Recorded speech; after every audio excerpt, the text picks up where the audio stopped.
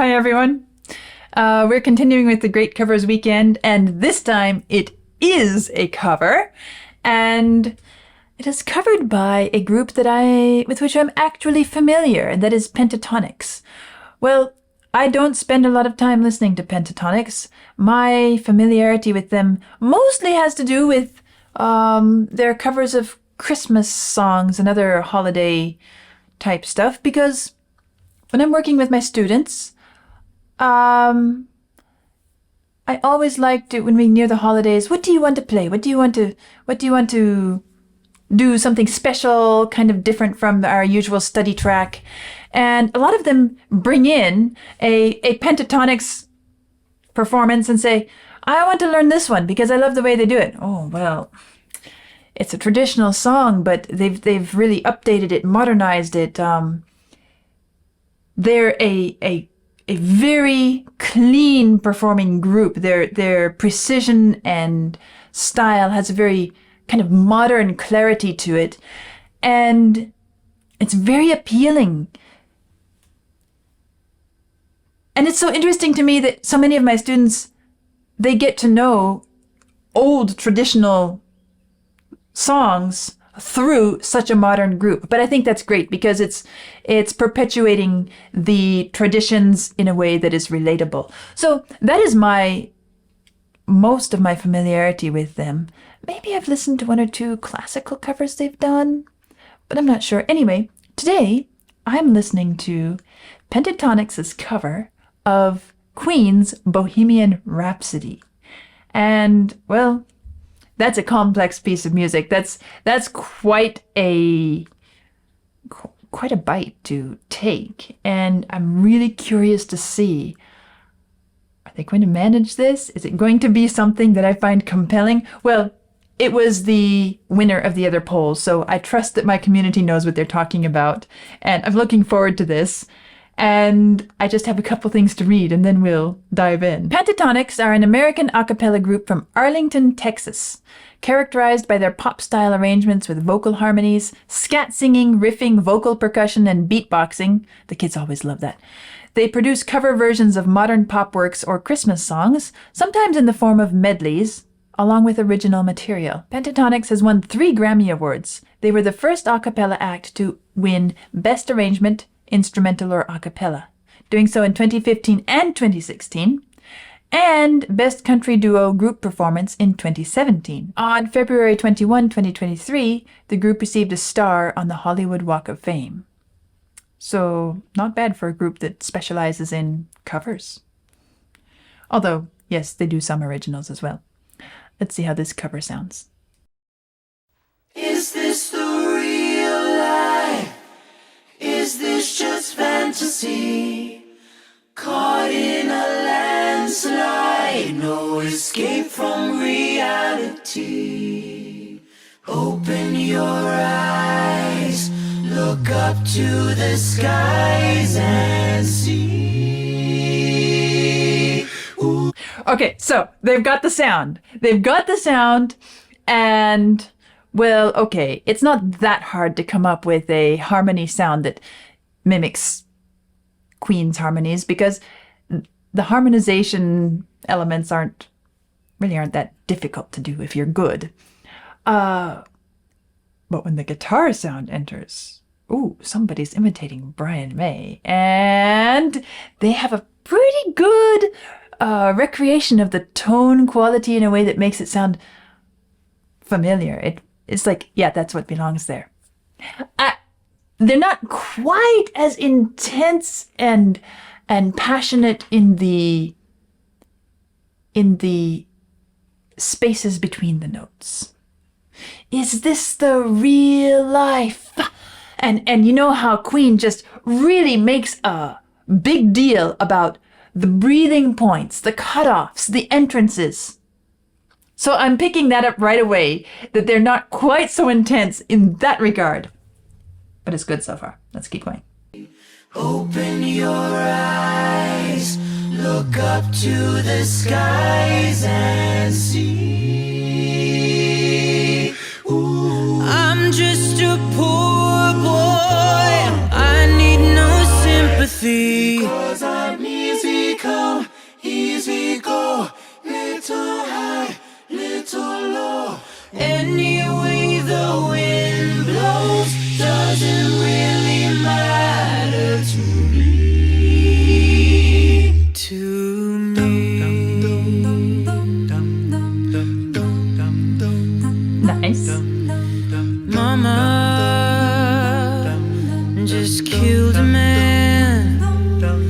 Put a gun against his head, pull my trigger, now he's dead. Mama, life had just begun, but now I've gone and thrown it all away. Mama,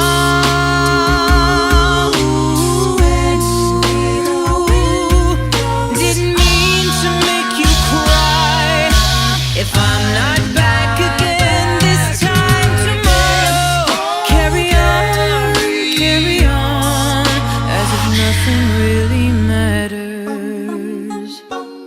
Okay, that's impressive. Now, if anybody out there didn't catch it, this is a cappella. You know what that means? There are no instruments other than the voice, meaning there's no drum set. So all that they're doing with accompaniment, okay, the piano accompaniment, that's obvious. They've switched it to vocal accompaniment. It works really well. The bass, they've got a good bass. He can pull it off down there.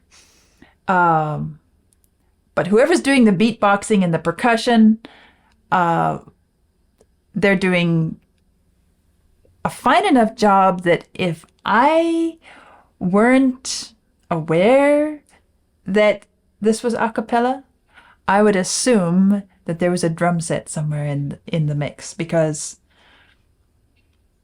to me it sounds pretty convincing. Time tomorrow, carry on, as if nothing really matters.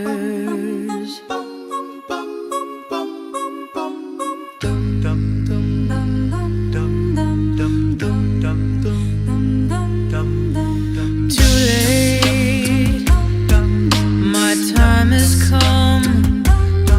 Send shivers down my spine, body's aching all the time. Goodbye, everybody, I've got to go. Gotta leave you all behind and face the truth. Mama,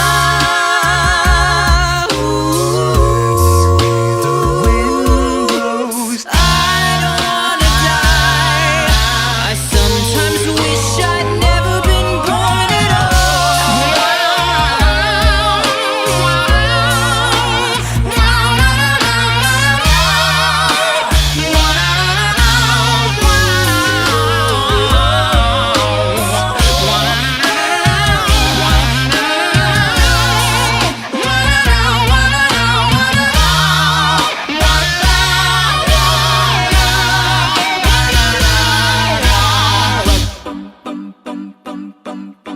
I see a little silhouette of a man.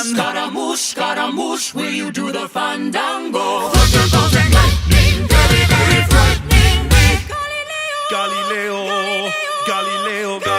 Figaro. Magnifico! I'm just a poor boy, nobody loves me. He's just a poor boy from a poor family, sparing his life from this monstrosity. Easy come, easy go, will you let me go? Bismillah, no, we will not let you go. Let him go. Bismillah, we will not let you go. Let him go. Bismillah, we will not let you go. Let him go. We'll not let you go. Never will not let you go.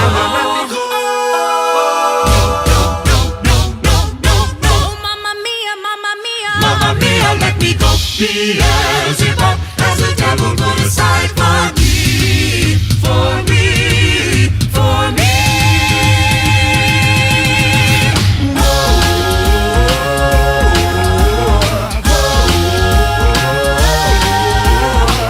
So you think you can stone me and spit in my eye? Yeah.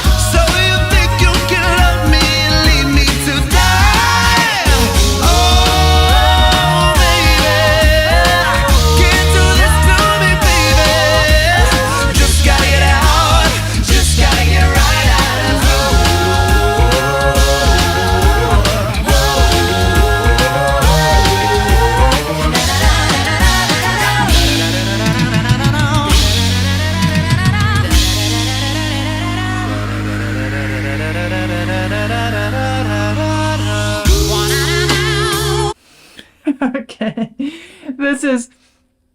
this is so interesting to hear because they are incredibly good at what they're doing.